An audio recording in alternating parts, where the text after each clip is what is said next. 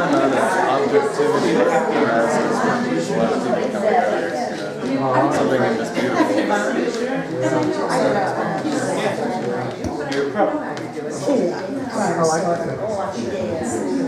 can rest this on my shoulder. Hello, greetings. Hi, Tony. Hi. Hello. Hey, all right, good deal, good deal. I just want to point out the open chairs. We have one chair here in the front. Anybody with an open chair? Over there, there's another one. Yeah, and once the reading gets started, I will talk to Liam and see if we can pull a few more in here. It's Yeah, a possible couple that there's more, a few all right. around somewhere. Good. Oh, wow, this is great. We got a full house. This is very exciting. I'm Tony Partington, Christopher Luna, Scott Yeager, who's our sound guy, right here. Right there. Sound guys. And Tiffany Burba is our videographer. So, yay. The really cool part is we have this team, and we're making this happen. It happens second Thursday of every month, 7 o'clock, right here. The reading's been going on, not in this location, but the history of the reading is since 2004. So, good long time. We have quite a few regulars in the house that come every month, and we have a really great group of new people that have never come before. So I love to see that as well. So I really appreciate that you all are here. Let's see. If you are interested in the knowing where the video is afterwards, catch up with Tiffany. They're posted on YouTube. You can go back and see what's been posted on YouTube since when she started. And when was that? Like 3 years ago? May of 2013. Oh, May of 2013, so you can go back and you can look at those. So, now that I've given him enough time to be our, showcasing our goodies here.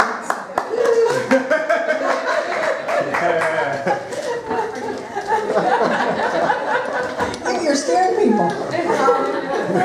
Every month, Leah, who is the owner of Angst Gallery, Leah Jackson, owner of Angst Gallery and Niche Wine and Art Bar, puts together a happy hour menu for us for this reading. The happy hour offerings are available throughout the entire evening. So the only thing we need to tell you about that is if you have glass and you're done with what you're drinking, you might want to take that back into the bar so we don't have broken glass around. And you can take your drinks between here and there, but please don't carry alcohol between the gallery and the wine and art bar out on the sidewalk. Liquor control thing. Okay. See you in a little bit. There you go. He's done what he needed to for tonight, but we'll see him soon.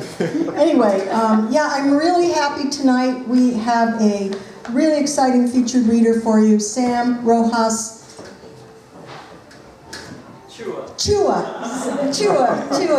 Yes, Sam Rojas Chua. I was afraid I wouldn't pronounce your last name correctly, but and he's driven up from the Eugene area. He's really well known and really talented, and has been at a number of readings up in the Portland area. So to get him here to Vancouver is really a big deal for us, and we're really happy to have him with us. And I think you're going to enjoy that. We usually do 6, 7, 8 people in the open mic before the featured reader, and then Sam comes on. Then we have a break, and that allows you to get food and drink if you'd like, and then we come up for the second half. So that's sort of the process for tonight. So we're going to get started here with the open mic, and I'm going to read a poem, a new poem that I wrote to open up the evening. And it's a political poem, so I'm just going to put it out there, and we'll see how it flies. Untested. This is called March 8th, 2017. A day without a woman is just one day. Some ask why it's needed. They say, so what? I say, after a multitude of basic reasons that we all can brainstorm on, it's crucial that we speak about one particular thing: femicide. A noun, meaning the killing of a woman or girl on account of her gender. Imagine that. Dead just because you are a female. About 49.6% of the world's population is female. 101 men for every 100 women across the globe. Women are 3.52 billion strong, yet we still have to fight, march, and strike for equality. We suffer at the hands of barbarians who despise us, rape us, kill us, because they can. Today, rights over our bodies are in jeopardy. Today, equal pay is still unrealized. Today, a man who admitted sexual assault against women was elected as our president. A day without a woman is just one day. It's a plea for the world to value the genders equally. A day without a woman means no soft breast to soothe your cry, no comforting arms around your heart, no help with school projects, no tied up loose ends. A day without a woman means no thank you cards, no clean laundry, no brown bag lunches, and no birthday cakes. A day without a woman means no volunteers, no steaming pots of soup, no PTA, or calls to your mother.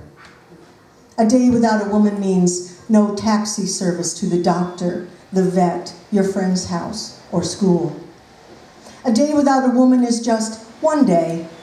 It's not a movie where the world is ending, not a call for a hero to save the day. It's a simple thing, really, a way to remind us of the value of women.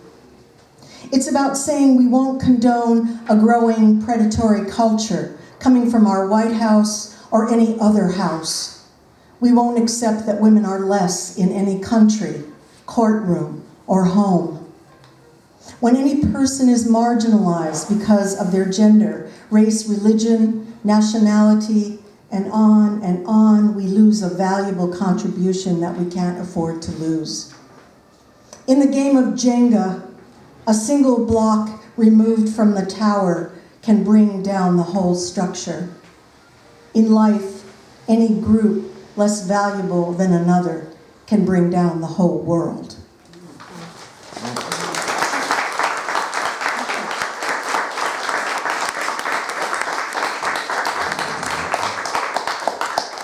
Thank you.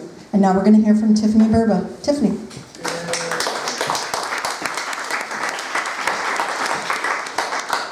I never do this right. But I think I could do it.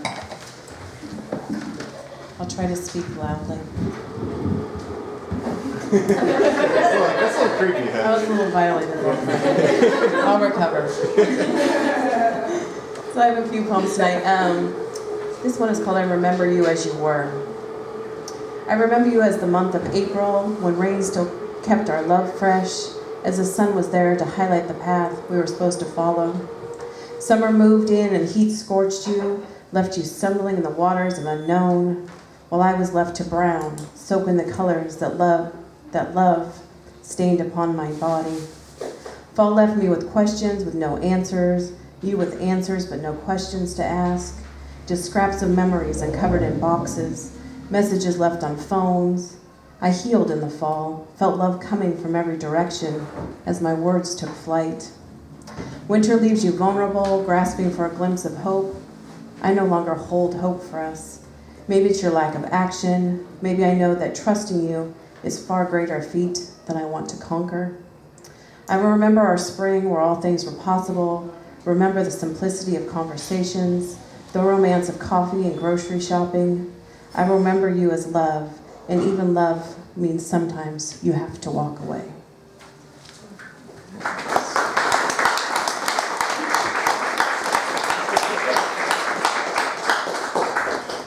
I don't know, I'm so intimidated by microphone. Obey the words of an inspired man. While hate is still present, we need love to grow. If people still care about skin color, we must make the world brown. If women are still devalued, then we must raise our daughters fearless, raise our sons to be better men and value their mothers, sisters, and all women. If being gay is still a sin, then let us all be sinners in the greatest sin of all, where authenticity and living one's truth are the fast track to hell. If being born different than your heartbeat is a crime, let us all transform into butterflies, all the same species, yet all beautiful in our own right. In my eyes, I can always seek out the beauty in others. I will give them to the world as I feel within my skin the shedding of shame, the drowning of hate. If my hands can touch or remove your disease, then let my hands be used until I grow old. I plant the seeds, water them, and let them grow. Love, compassion, and humility. Let the trees absorb the hate, send it off to the ether, so only clean air and water flow. A wise man once said, darkness cannot drive out darkness, only light can do that. Hate cannot drive out hate, only love can do that. So I'll be the light and the giver of love. I will banish the hate, so we can all dance in the light.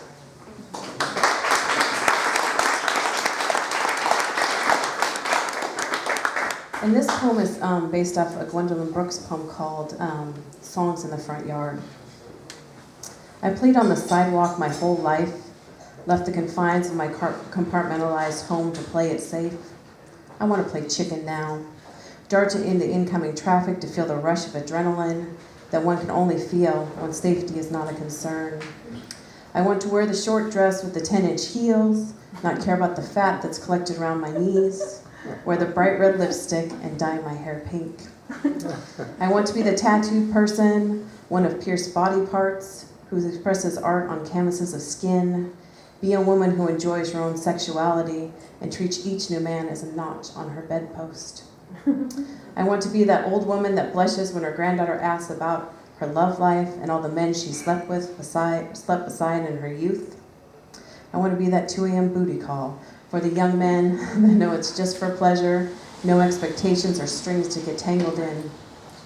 I want my life to be about walking on hot coals, focused towards fire, let my feet burn from standing too long in one place, the intense heat of desire pushing me forward. I want my last images to be of an old wrinkled face. My laugh lines will stretch from here to Italy as they paint my eyes in Mediterranean blue. Let those who know me write of our adventures, of my spirit, of how I felt the need to live like I was on fire as my remains continue to smolder in death.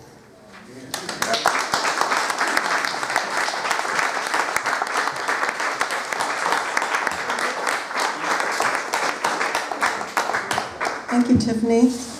I wanted to mention that our sound guy, Scott, who's here, has offered to help anybody at the break who wants to know more about how best to use the microphone. So he said at the break he would be up here and you can check in with him. Is there a quiz afterwards? Yes, there will be a quiz and prizes for winners. Oh, you have prizes? Oh, Yeah, cool. All right. We're going to hear next from Sally Lehman. Sally?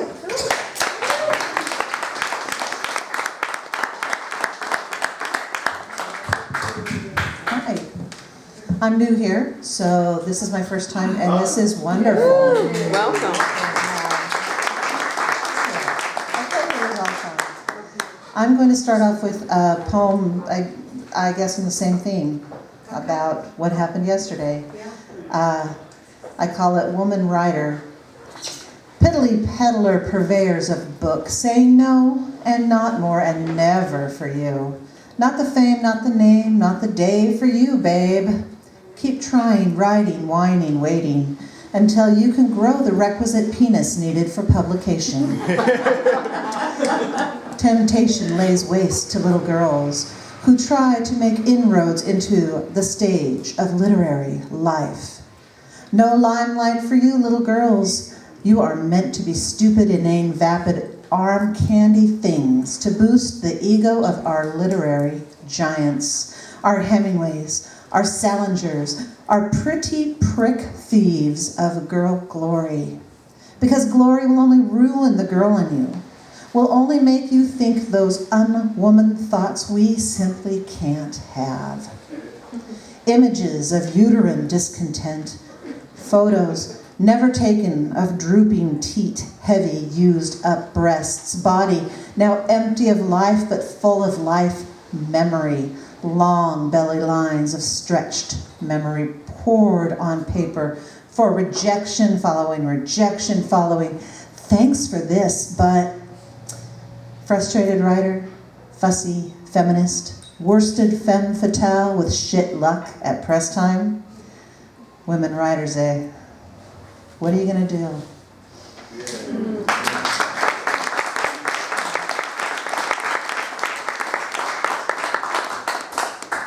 This is called conflagration of thoughts. Billy Pilgrim's head set itself on fire today. Too many trips from one time to another, and too few Mai Tais during the in-between moments. Or maybe too many thoughts. Thoughts will do that, they say, once they've been conceived and dragged around for a bit, cluttered into dim corners of a brain. Too many thoughts collected without any being lost, and the conflagration can be terrifically intense. Can't hold back a fire which is thought-provoked. That is where wars begin, where souls are crushed below the concrete footfalls of golems, the concrete trunks of elephants running about, elephants who refuse to become extinct despite the fires we've set. Billy Pilgrim lost his way beneath the fires, and golems, and elephants and thought wars. He lost his means of stepping out to the spotlight somewhere around 2008. And so it goes.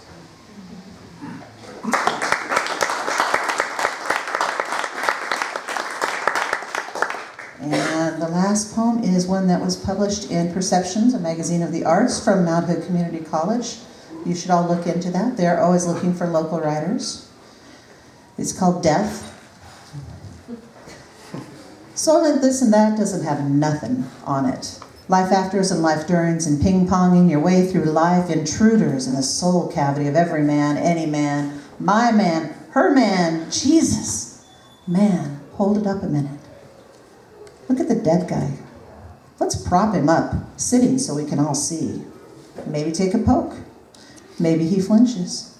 Dead men telling lies. Dead men telling tales of Lazarus and rising gods. Talking stories in hard wood caskets. Many ties that bind, that wind, that find us falling, always falling into the next day, next minute, next moment, next big thing to hit the market in flattering corpse wear. Good God, hold on. Look at the baggie full of ashes. Let's pretend it's used for weed. Maybe we smoke her, maybe we sweep her. Dead mothers in little brass basics. Dead mothers in urns for permanent consideration. She bid it, bought it, laid it down on the good green earth, meets ashes, meets dust, meets let's get it into our brain. No more mom. She spent the year, August to July, busy in the business of leaving us behind. Look at the sad little photos of the end. Let's pretend she's not all bone. Maybe it's a diet. Maybe it's a myth. Dead is too real for the long run. Dead is too much for little lost girls. So deal with it, girl. You are alone in it, girl.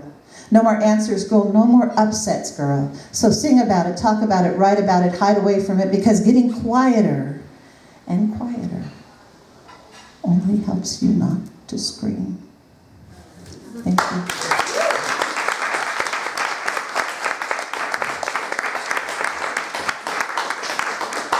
Thank you, Sally. Oh, wow. All right, next we're going to hear from Alvaro Tarago.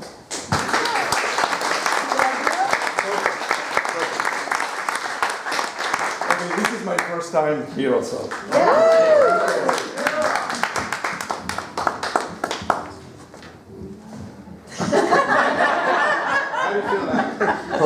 I feel great. Great to be here. So the first poem is from a collection, Poems to Eve. Eve is every woman, but is a special woman to every man. It's called Absence. I like the darkness of the night, the emptiness of the vast silence, the loneliness of my shadow, and the reassuring feeling of freedom. But I miss you, and I wish for your warmth, and my suffering laughs at me, and I hope you were there, to lighten every corner of my desolation. I like the darkness of the night, and I fear your absence.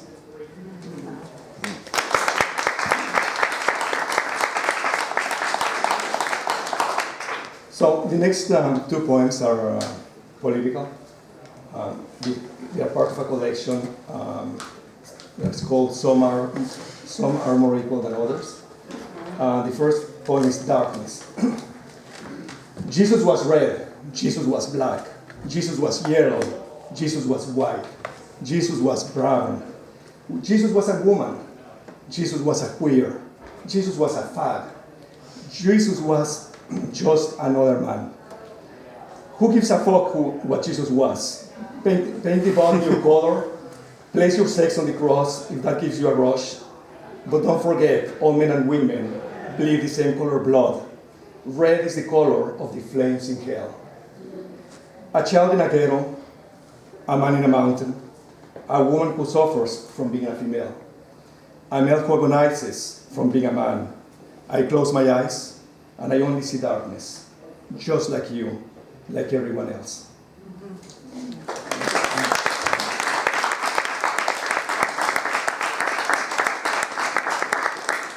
The next poem is a reflection of today in the United States, in our society. It's called Decay. We have entered the time of the long shadows, while the country slumbers in its wonderland, and the demons of the night take over every space and every corner. We have witnessed greed and egocentrism grow and dominate our society while we play like children, placidly in our self-constructed Neverland. We have sought for decades the greatest of our generation to selfishness and hate, while respect and community have withered away in a wave of complacency and indifference. We have accepted a Faustian pact where there is no return. Decay prevails, and the corpses of the alienated dominate the streets like Baudelairian carcasses, facing the immensity of the sky, the immensity of a dark future. I hope I didn't go too fast. Great job.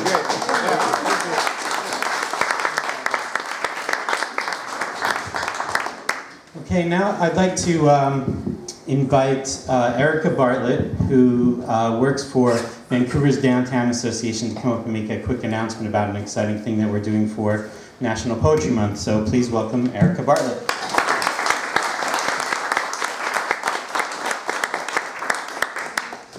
Thank you, and thanks you guys for keeping this up. It's really amazing to come. You're sneaky. I'm gonna keep my eye on you. It's Border Patrol, they don't care. It's really amazing to see something. I've just moved back home after being gone for a long time, and to see something that's lasted for, what did we say, 13 years now? And having started my own projects and delved into things, to see that longevity is really amazing. So I admire that. Thank you guys.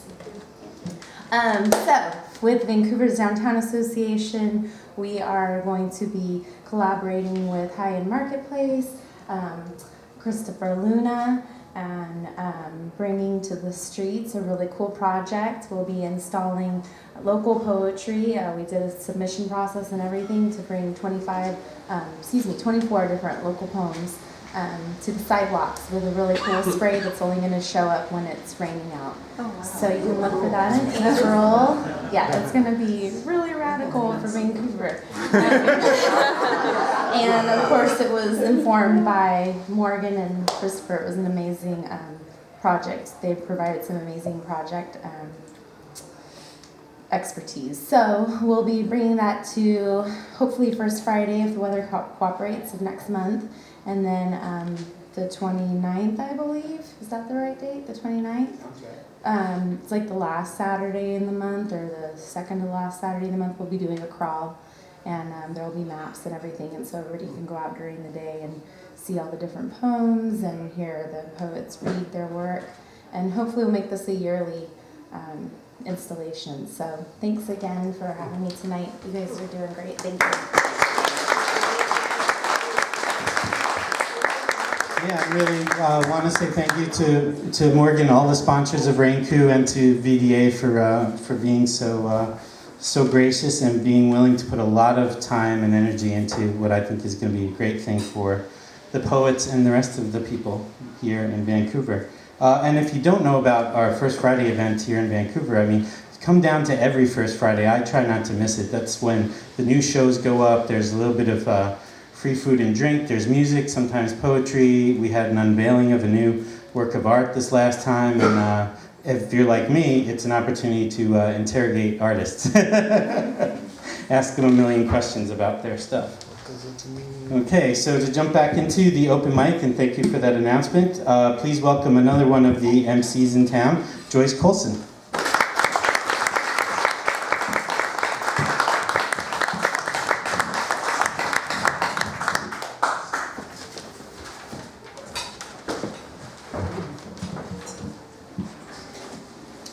I don't know if I'm this tall. As I host open mic at Paper Tiger Coffee Roasters every third Wednesday, starting at 7. This year last year I did a theme, and then I thought themes are a good idea. So I'm doing a theme this year at Paper Tiger, in which I consider lyrics as next door to poetry. So I'm inviting a lot of people who sing that write their own lyrics to come and be featured singers at my poetry readings. So I thought that would be interesting. This next Wednesday, the 15th, is my first musical feature, they're called Autumn Folk. And they write their own lyrics, and they're very good singers too. With that out of the way, I'd like to share a new kind of poetry that I came up with. I ran into a certain kind of writer's block, November 8th, 2016. A lot of you probably have run into the same kind of writer's block. My writer's block was unusual in that I didn't stop writing poetry, I just found myself writing a lot of satire poetry. And I got tired of satire poetry after a while. So I was trying to think of different ways to end this writer's block. And I came up with one a couple days ago that I thought was really ingenious. What I came up with was, I opened up the dictionary and then just randomly picked a word. But I made a rule that when I used the word I would use the word as a title, and that the word had to embody, the poem had to embody the word's definition. Not necessarily be the word's definition, but embody it. So I'm going to share a couple of those poems. This is for anybody that runs in a writer's block. Just pick a word out of the dictionary and try this. My first word I came up with, this is the first one I did, the word was hemoglobin.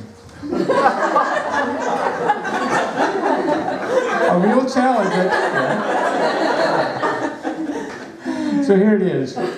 The foundation of life, the function of living with heart, the minuscule corpuscle of compassion that offers an emotional red heart of thought.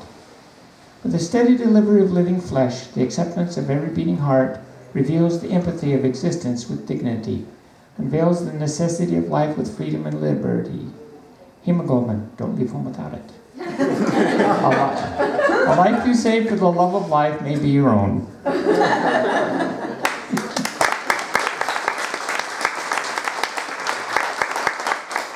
The next time I tried it, I came up with mnemonic. Interesting words I choose out of the dictionary blindly. Mnemonic. I keep forgetting, yet I still remember.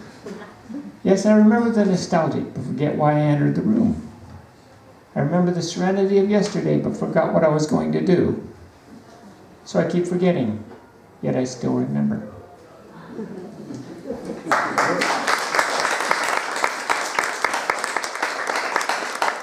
So I'll just share a couple more. The next time I tried the poem, I came up with the word gestation. Like I say, it's a real challenge sometimes when you pick words randomly from the dictionary. Gestation, carrying an immaculate conception, wondering why the fervent expectation. Are there ghosts haunting this conception? Or am I late for a newborn plan from love? Perhaps if the gestation unravels smoothly, I won't need an emergent matrimony of ideas. Instead, I can welcome the entrance of bliss and coddle it in blankets of serene security. So, does it sound like I'm doing this okay with these words? I got to thinking, I've done a couple of others, including a simple word like banana in modern English. I'm going to share this one, because I figure this word has been on everybody's mind since November 8th. And it's in the dictionary. So I didn't randomly pick this one. This poem is called Trump.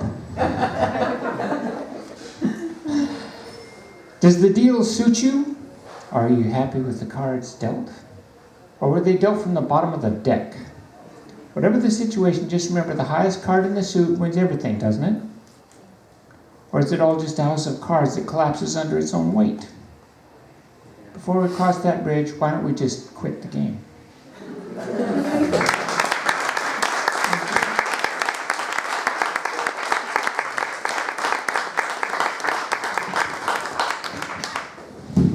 So the next Paper Tiger reading will be next Wednesday, I believe. Is that correct? Yes. Yeah, head on over to Paper Tiger, get some coffee, hear some poetry, read one of your own. It's fun over there. And next we're going to hear from Ulrich Cowley. Come on up, Ulrich.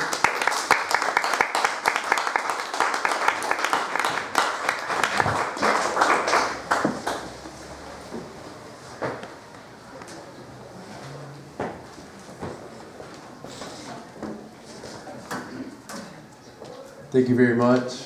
Thanks for hosting this. It's amazing. And the previous posts before me are all wonderful. Really appreciate that. I have 3 pieces to share that are relatively new from last week and this week. The first one is a little different than the last 2, so I'll start with that one. It's called Lady Kenton, which is about to be where I'm moving to. So that's exciting. All right. An elevated evolution is what they taught us. A collective conscious display in myth is what caught us. Arthurian allegories animate a vacant city life. The knights of a round man whole dwell in the sewers, circumnavigating catalogs of coupons in hopes of finding a capitalistic calling. Anti-catharsis, grant them the farthest narcissus. Lady, let me make a laurel of you. Dear Dionysian, I'm writing to you. I'm biting off the new. And I'm my father's son. I'm my mother's son. Let's go further than the moon. Full to moon, I'm waning for wisdom. You'll cover me in your ocean. It'll have its effect like a love potion, making mean matter merry motion.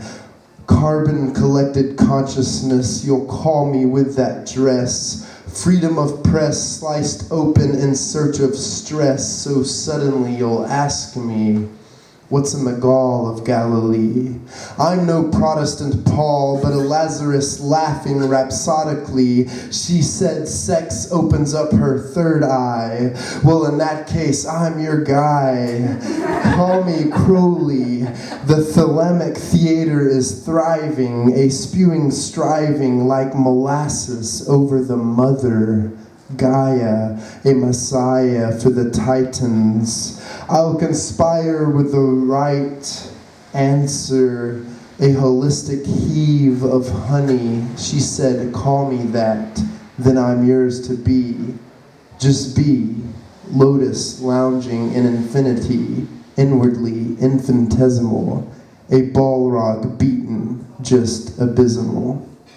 And that's that one.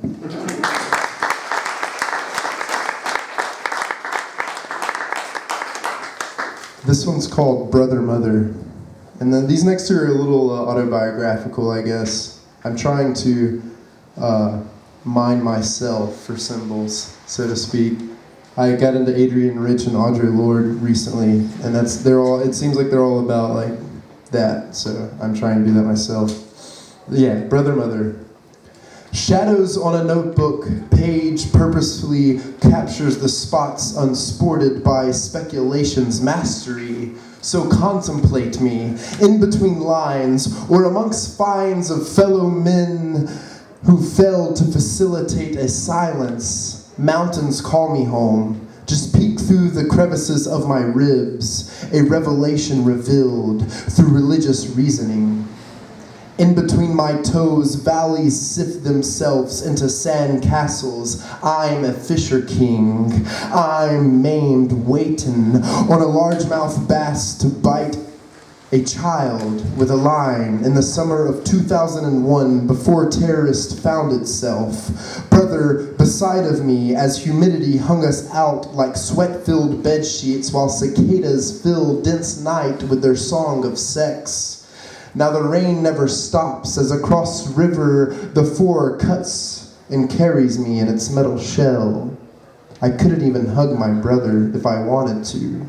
Behind bars and I'm 2,000 miles away. I remember adolescence, actuating in between an animosity of church, street, and shadow, where youth stretched out following you into innocence.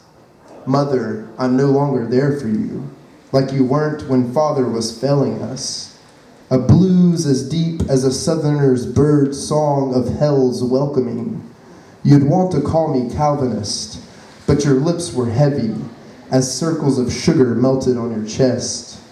My brother looking to me, revolted as I was of self.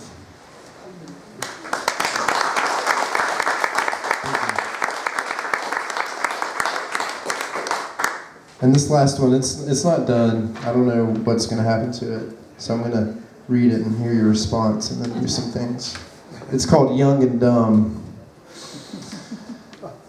I'm out here crawling, eating myself, a bipedal Ouroboros, a fleshy Mobius strip, like an 8th grade feeling anxious in math class because you can't keep your eyes open. Third eye is sealed up. My mother's mouth has been sealed up. Wondering where's pondering, practicing at. To let me alone hold up in a garage room. You'll call it plastic. We aren't out here writing the next tragic. So I'll go out into the shelled streets and harmonize with the mystic beats. Trying to be immaculate, some sort of 7-pointed eminence. Saturated with a human consciousness that made itself in between nights of running plastic-covered papers to apartment room to apartment room. There was an acrylic painting on the wall, a storm-swept sea, a sail ship struggling. I always stopped for a moment to rub my fingers across the coarse canvas. Consciousness, curated in between helmeted heads clashing. This was a rearing. Midnight rendezvous across street neighborhoods that housed hollows, so we had spread our own vagrant chaos. Time was nearing an inevitability, and always happening. Days turned to years under the shadow of a lake. You'll count the mistake as some sort of coming-of-age ritual. The second-guessing has become habitual. An Alexandrian supertrampian Gamut, a southern boy whose back burned, putting fence posts in for the garden, 40 acres stretched out infinitely. Rolling spliffs in a Volvo, consolers of the lonely, thick-rimmed glasses wearing awakeners of third eyes, we strolled through the valley, Lucy leading us through golf courses. This was an ending to adolescence, a sort of bacchanal essence, $1 for 4 incenses kind of deal. You'll want to know what's real, but the insurity will bug you, like the humidity hounding your body in like the deep south. A fall evening at a bonfire behind someone's home.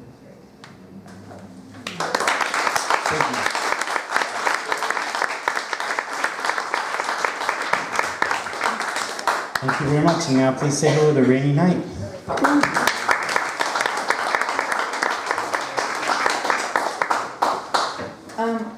Herb couldn't make it tonight, and so I'm going to read one out of his book that is going to have a release party in April 22nd. I hope you all will come and support him. because he's quite a character. And because I'm not Herb, I'm not going to read a long poem because I don't think I would do as well as he does. This is how to write a poem. Gather your experiences in one central area. Wring their necks until they bleed all over the page. Wipe off the gooey places and blot a little here and there. Simple. And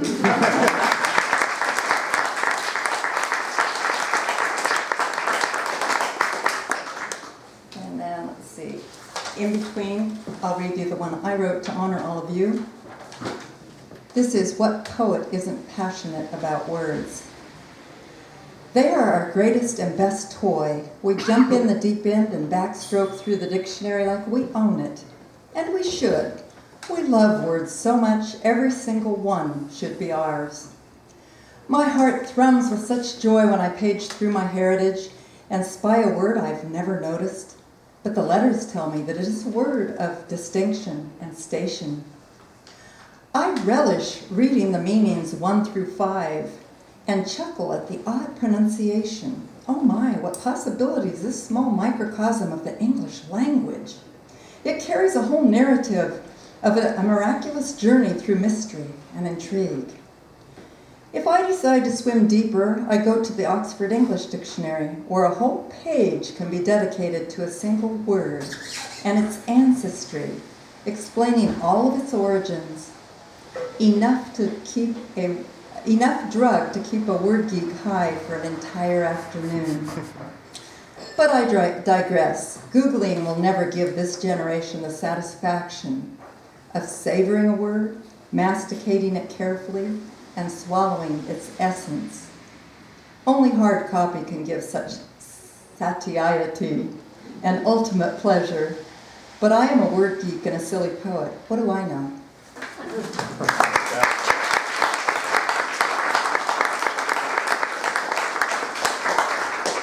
So I fled the satiation word because I had only ever read it. I had to look up the pronunciation. It was just bizarre.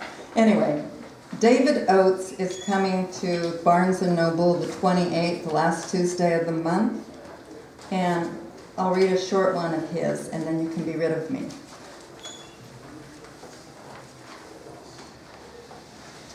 This is on nature. It's called The Heron Place. And so he's taken in every poem, it's numbered. And this is just dipping into it a little. As I enter the round of her green bending, the heron sees a lessening of intensity, unwelcomeness of not fishing. For what rises to the tiny forebrain and passes out the eyes down the long pointing becomes dapple of surfaced water, a disc-shaped intelligence. Floating in tints and currents, a fleshed moment inhabiting fish. A pebbly ground under, beneath felt potentials of branching air. Not a pool and a bird, but a presence of mind, now drawn back into the narrow, beak-bearing anxiety to flee this strange entry. Thank you.